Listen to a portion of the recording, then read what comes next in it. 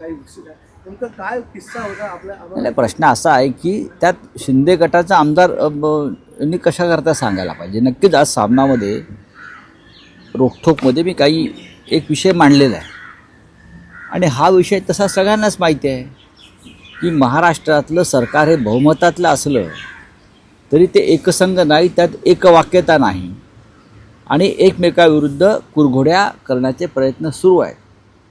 पण एकनाथ शिंदे यांची कुरघोडी करण्याची ताकद, बरं का, ज्यावर तुम्ही बार्गेनिंग पॉवर म्हणतो, ती भारतीय जनता पक्षानं पूर्णपणे संपवली असल्यामुळे एकनाथ शिंदे आणि त्यांच्या गटाचा एक सरपटणारा प्राणी झालेला आहे भाजपसमोर. हे आज स्पष्ट दिसतं आहे आणि मी तेच म्हटलेलं आहे.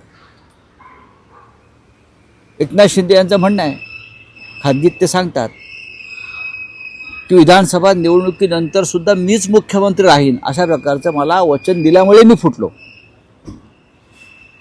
मला विधानसभा 2024 नंतर सुद्धा आपणच मुख्यमंत्री राहणार आहात हे सांगितल्यामुळेच मी पक्षातून बाहेर पडण्याचा निर्णय घेतला.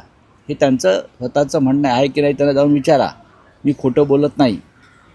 आणि काल निवडणुका झाल्यावर एकनाथ शिंदे यांना खड्यासारखं बाजूला केलं. ठीक आहे, काही मंत्रिपदं दिली, काही महत्त्वाची खाती दिली, उपमुख्यमंत्रीपद दिलं, पण एकनाथ शिंदेचा जर आपण चेहरा पाहिला असेल, ज्याला तुम्ही बॉडी लँग्वेज म्हणता, त्यांचा वावर म्हणतो, तो पाहिल्यावर तुम्हाला कळेल की ते अजूनही शून्यात आहेत किंवा गुंगीत आहेत. त्या धक्क्यातून ते सावरलेले नाही. एकतर मला 50-55 जागा कशा मिळाला हा त्यांना पहिला धक्का, आणि दुसरं म्हणजे BJPनं दिलेला शब्द पाळला नाही अमित शहाने, दुसरा धक्का. त्या धक्क्यातून ते पूर्ण कोलमडलेले आहेत आणि सरकारमध्ये त्यांची पूर्ण कोंडी झाली आहे. त्यांचे लोक उद्या समोरून काही सांगतील थोड्या वेळाने, पण सरकारमध्ये फक्त मंत्रिपद असणं 4-10 लोकांना म्हणजे मान आणि प्रतिष्ठा असतो असं नाही. जो फोकस, जो झोत त्यांच्यावर होता मुख्यमंत्री म्हणून, तो गेला. आता लोक त्यांच्याकडे जात नाहीत, लोक जातात ते फक्त पैसे मागायलाच जातात.